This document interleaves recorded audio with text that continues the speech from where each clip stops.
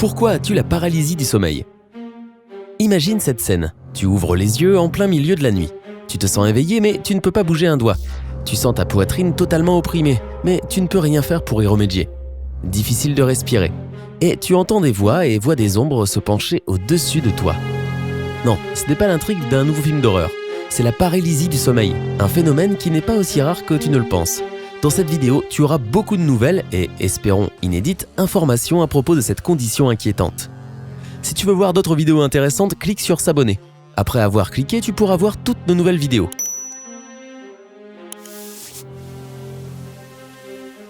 Donc, mieux vaut activer nos notifications pour t'éviter le déplacement.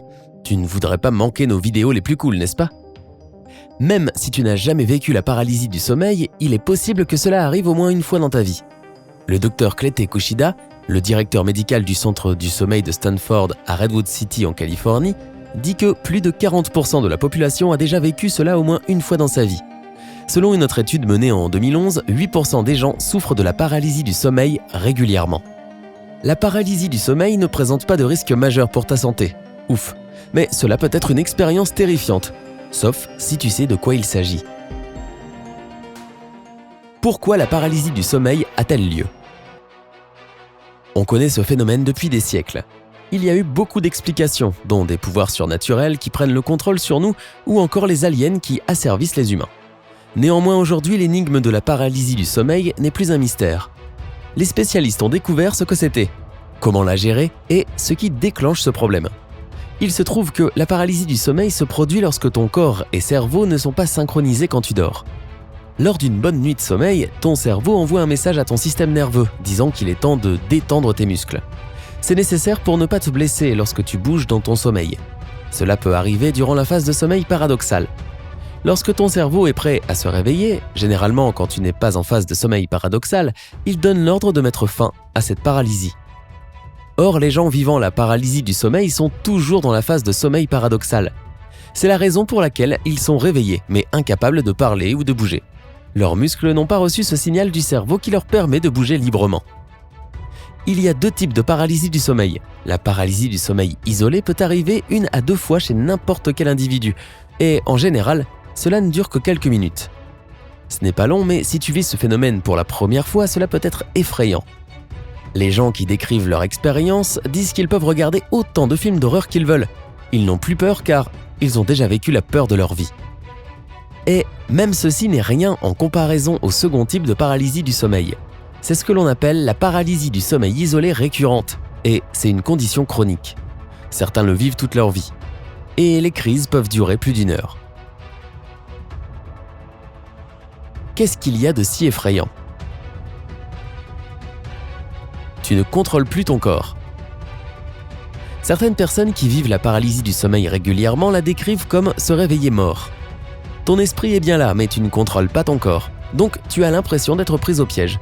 Tu ne peux même plus bouger le petit doigt. N'est-ce pas horrible comme sensation ?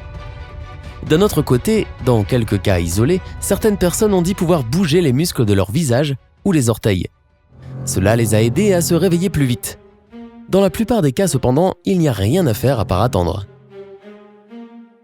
Tu as l'impression de ne plus pouvoir respirer. Autrefois, les gens pensaient que des démons et autres créatures supernaturelles provoquaient la paralysie du sommeil en s'asseyant sur leur poitrine pendant qu'ils dormaient. En effet, on a du mal à respirer lorsqu'une crise se déclenche. Mais il n'y a pas d'explication scientifique claire pour expliquer cette sensation. Dans ces cas, tu te réveilles au mauvais moment. Ton sommeil paradoxal n'est pas encore terminé. Par conséquent, tes muscles sont toujours endormis, dont les muscles de ta poitrine. La seule exception, c'est ton diaphragme. C'est pourquoi on a le souffle court ou que l'on pense que quelque chose nous serre la poitrine. Tu ne peux pas parler. Autre chose d'assez effrayant, tu ne peux pas demander de l'aide. C'est logique, car les muscles qui contrôlent ta bouche ne répondent pas non plus. Donc, si tu essaies d'appeler de l'aide, tu ne peux pas sortir un seul son. Et ceci est accompagné de la sensation d'étouffement car il n'y a pas d'arrivée d'air dans tes poumons. Les hallucinations te donnent la chair de poule. Lors de la paralysie du sommeil, tu es bloqué entre le sommeil et la réalité. Ton esprit est alerte et tes yeux sont ouverts, mais ton corps est toujours inconscient. Et si tu penses que les cauchemars sont, cauchemardesques, imagine ce que c'est quand tu as les yeux ouverts. C'est exactement ce qui se passe pour les 3/4 des gens qui ont la paralysie du sommeil.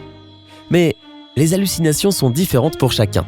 Tu peux voir des créatures dignes d'un film d'horreur se pencher sur toi, ou entendre des bruits étranges ou une respiration haletante derrière toi. Malheureusement, tu ne peux même pas tourner la tête pour vérifier que ce n'est pas vrai. En plus de cela, tu peux sentir que quelque chose te touche, mais tu seras incapable de faire quoi que ce soit. Mais dans la plupart des cas, les patients qui font de la paralysie du sommeil sentent seulement une curieuse présence dans la pièce.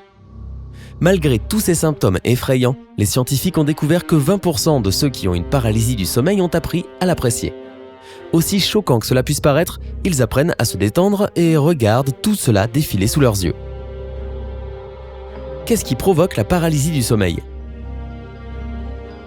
Avant tout, c'est le manque de sommeil. Ne pas assez dormir peut provoquer de vrais problèmes de sommeil. Il en va de même pour les horaires irréguliers. C'est pour cela que c'est risqué de travailler de nuit régulièrement. Si ta vie est stressante, ne sois pas surpris d'être incapable de bouger de temps en temps. Manger lourd, gras ou trop sucré avant d'aller au lit peut aussi déclencher ce phénomène. Parfois, cette condition peut être provoquée par quelque chose aussi simple que dormir sur le dos. Les individus ayant des problèmes psychologiques comme la bipolarité peuvent avoir des problèmes de ce type. Même les crampes dans les jambes la nuit peuvent empirer la situation. La paralysie du sommeil peut aussi arriver chez les gens qui consomment de la drogue. Certains médicaments peuvent avoir les mêmes effets, donc si tu en prends, demande à ton docteur quels peuvent être les effets secondaires. Quel groupe de personnes ont de plus grandes chances de vivre la paralysie du sommeil ? Les enfants et les adultes de 10 à 25 ans. Les individus souffrant de troubles mentaux comme le syndrome du stress post-traumatique, la dépression, l'anxiété, etc. Le docteur Shelby Harris, directeur du programme médical du comportement du sommeil au Centre de troubles du sommeil du Centre médical de Montefiore, a également établi une connexion entre la narcolepsie et la paralysie du sommeil. La narcolepsie est une condition médicale qui provoque le sommeil lorsque le sujet se sent à l'aise dans son environnement. Ces patients ont un composé chimique absent du cerveau ou endommagé, appelé hypocrétine.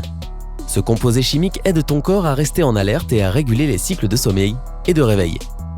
C'est pourquoi les narcoleptiques ont des horaires irréguliers, ce qui provoque souvent la paralysie du sommeil. Y a-t-il un moyen naturel de se débarrasser de la paralysie du sommeil ? Alors que les docteurs n'ont pas de solution pour éviter à coup sûr la paralysie du sommeil, il y a quelques moyens naturels pour régler ce problème. Tout d'abord, dors suffisamment. Et par suffisamment, on entend 7 à 8 heures par nuit. Essaie d'aller au lit à peu près à la même heure chaque jour. Dors sur le côté ou sur le ventre. Essaie de ne pas trop manger le soir. Évite les plats trop gras, l'excès de protéines, le sucre, la caféine et l'alcool. Essaie les infusions de camomille, c'est très relaxant. La méditation a un effet tout aussi relaxant. Méditer même durant 5 minutes peut t'aider à réduire l'anxiété, ce qui provoque des cauchemars. Si tu es très stressé ou si tu as des troubles mentaux, va voir un professionnel. Il pourra te prescrire des médicaments qui t'aideront à régler tes problèmes. N'utilise pas de gadgets électroniques 1 heure avant d'aller au lit et ne regarde pas de vidéos terrifiantes non plus.